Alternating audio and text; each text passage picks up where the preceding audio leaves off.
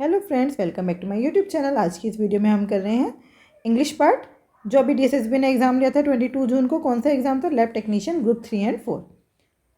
Question number 1, हमें highlighted text को appropriate proverb से रिप्लेस करना है।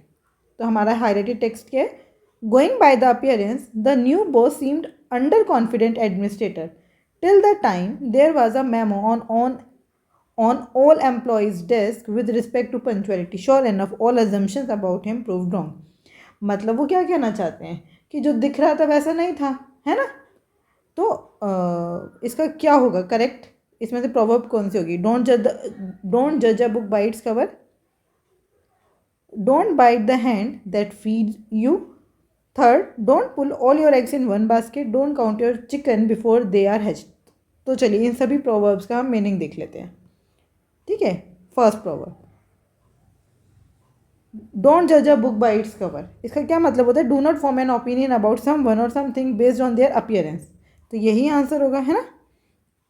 अपीयरेंस के बेस पर किसी की हमें ओपिनियन नहीं बनाना चाहिए। समटाइम्स द ट्रू नेचर और एबिलिटी ऑफ अ पर्सन और a thing is revealed over time और through their actions, not by how they seem initially. मतलब उनके बारे में सही पिक्चर हमें बाद में पता चलती है, इनिशियली देखने से हमें नहीं पता चलता। लेकिन हमें बाकियों का मीनिंग भी पता होना चाहिए। Don't bite the hand that feed you, मतलब डोंट हार्म और act against the person who helps you. Third, don't put all your eggs in one basket, मतलब don't risk everything on one single plan और opportunity. मतलब अपने सारे की सारी जो चीज़ें हैं वो किसी एक ही प्लान में या अपॉर्चुनिटी में मत लगाओ।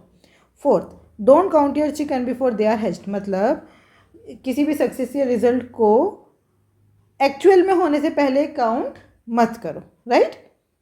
Question number 2, 7 jumbled up sentences. ये हमें दिया है पैराग्राफ में बताना। देखो अब आप क्या, इतना बड़ा है, कौन पढ़ेगा? पूरा नहीं पढ़ेंगे, हम देखेंगे। DBAF, क्या डी से स्टार्ट हो सकता है? डी से। फर्दर मोर से कोई पैराग्राफ कैसे स्टार्ट हो सकता है? ये नहीं हो सकता। B, AI in school is revolutionalising the educational landscape offering a multitude of benefits. हाँ, बी से स्टार्ट हो सकता है, ये हो सकता है आंसर। ए, अल्टीमेटली AI ने, भाई ये तो बाद में आया होगा ना, पहले तो कोई और बात की होगी, तो ए से भी स्टार्ट नहीं हो सकता।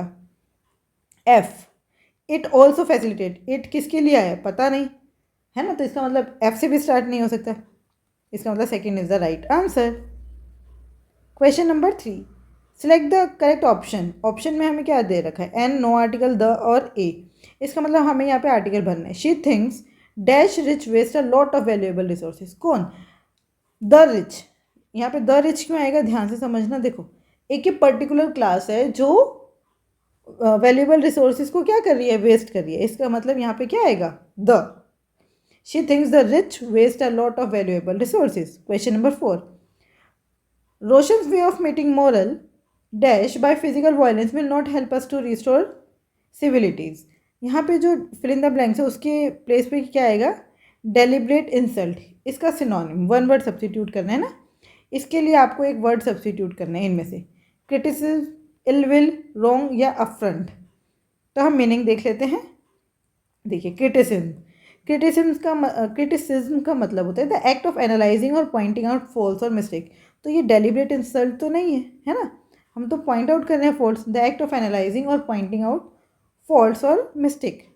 इल विल मतलब हॉस्टाइल और unfriendly feeling. Wishing harm on others मतलब किसी के लिए बुरा सोचना। रॉन्ग तो आपको पता है कुछ गलत हो। अफ्रंट का क्या मतलब होता है? A deliberate insult. यहीं पे आ गया इसके मीनिंग में, a deliberate insult specially in public और अ ऑब्वियस वे। तो यहाँ पे क्या आएगा? Affront is the right answer. So affront is the right answer. Question number 5, the baby sleeping in her cradle looked very.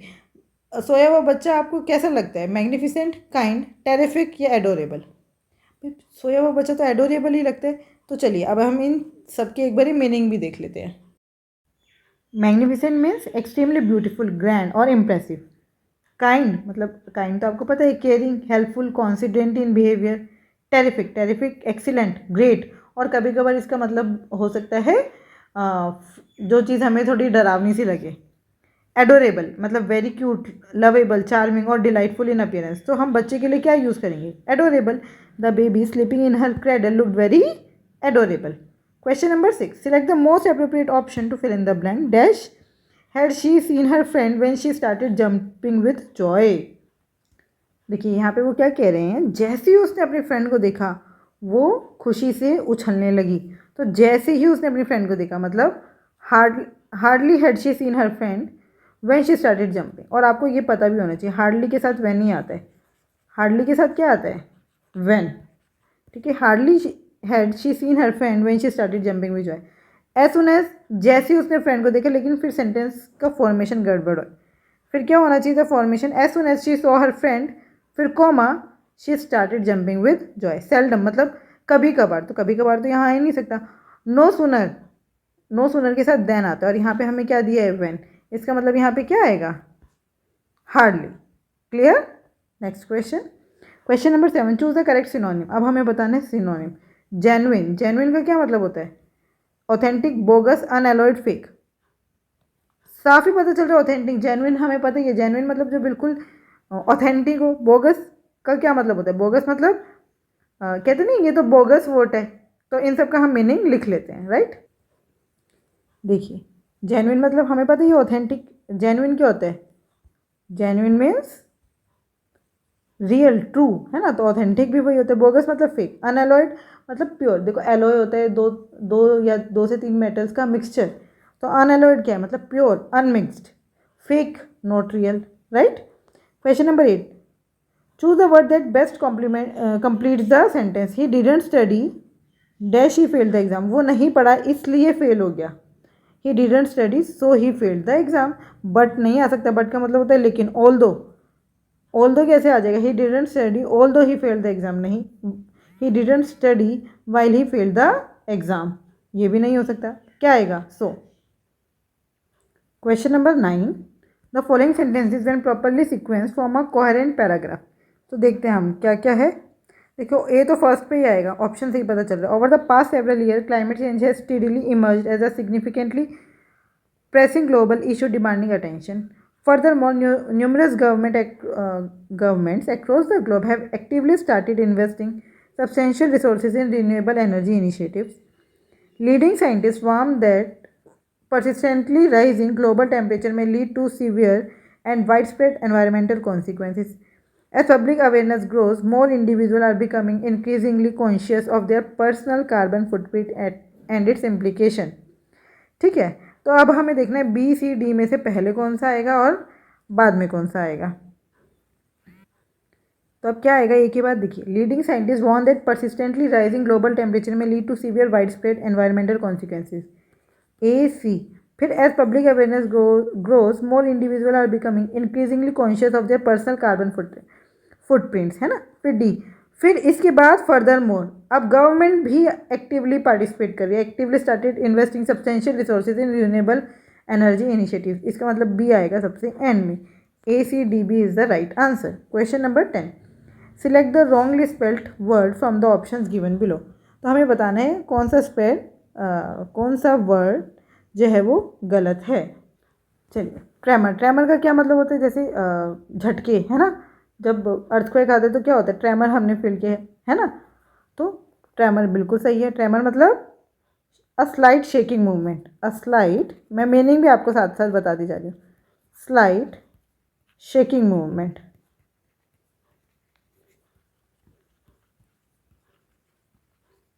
ठीक है। टॉन्सिलिटीज़, टॉन्सिलिटीज़ की स्पेलिंग क्या होती है। देखो टॉन्सिल की स्पेलिंग में तो एक ही एल आता है, लेकिन जब ये टॉन्सिलिटीज़ हो जाता है तो उसमें डबल एल आता है। और टॉन्सिलिटीज़ क्या होता है, मतलब इन्फ्लेमेशन ऑफ टॉन्सिल, है ना। मतलब गले में जब टॉन्सिल पक जाते हैं तो उसे क्या बोलेंगे, टॉन्सिलिटीज़। ट्रैंक्विलिटी, ट्रैंक्विलिटी का मतलब होता है कामनेस, पीसफुलनेस, पीसफुलनेस, कामनेस। ठीक है। थर्ड है थेरापेटिक, थेरापेटिक मतलब रिलेटिंग टू हीलिंग और treatment, related to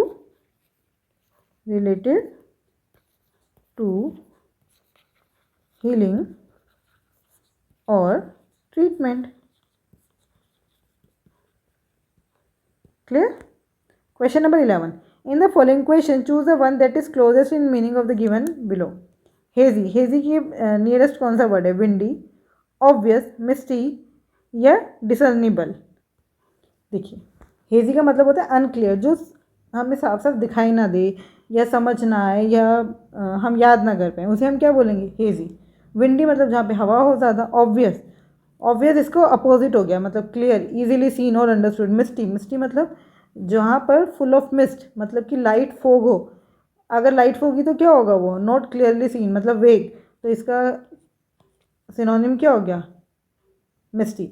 discernible, discernible मतलब able to be seen, noticed और understood. Question number 12, select the word which means the same as the group of the word given.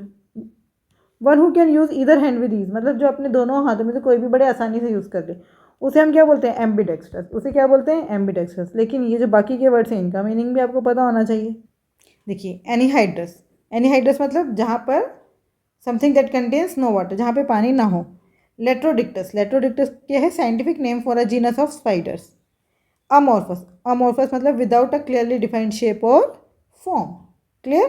Question number 13, select the most appropriate idiom that can substitute the underlined word segment in the sentence given below. Despite our best effort to stay positive, Sarah's constant complaints about the weather made her a person whose low spirits have a depressing effect on others. तो हमें a person whose low spirits have a depressing effect on others, उसके लिए हमें क्या choose करना है, एक idiom. ठीक है, तो पहले हम देखते हैं, बुल इन चाइना शॉप होना था, ये सूप लिख दिया, बुल इन चाइना शॉप। देखो, चाइनीज़ माल कैसा होता है, डेलिकेट होता है, और वहाँ पर अगर कोई बुल घुस जाए तो क्या होगा, सब कुछ तोड़ फोड़ देगा। तो बुल इन चाइना शॉप का क्या मतलब, person who is very clumsy और careless in a delicate situation. A person who is very clumsy or careless in a delicate situation. Clear? Red herring, red herring मतलब a distraction, something that misleads or diverts situation from the real issue. Red herring का मतलब क्या है, distraction, distraction. Wet blanket, wet blanket का क्या मतलब होता है, a person who spoils other people's fun और एंथुसियाज्म बाय बीइंग ग्लूमी और complaining.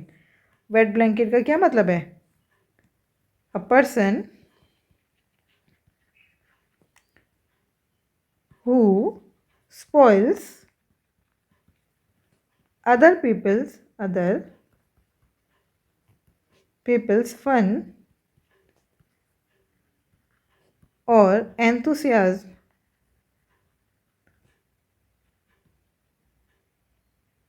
by being gloomy or complaining. Clear. Crying wolf, crying wolf कौन होता है, टू रेज अ, मतलब वो भेड़िए वाली कहानी सुनी है, तो क्राइंग वुल्फ वो है, to raise a false alarm repeatedly so people stop believing you, है ना। तो ये वही वाला भेड़िया हो जाता है, to raise a false alarm repeatedly so people stop believing you.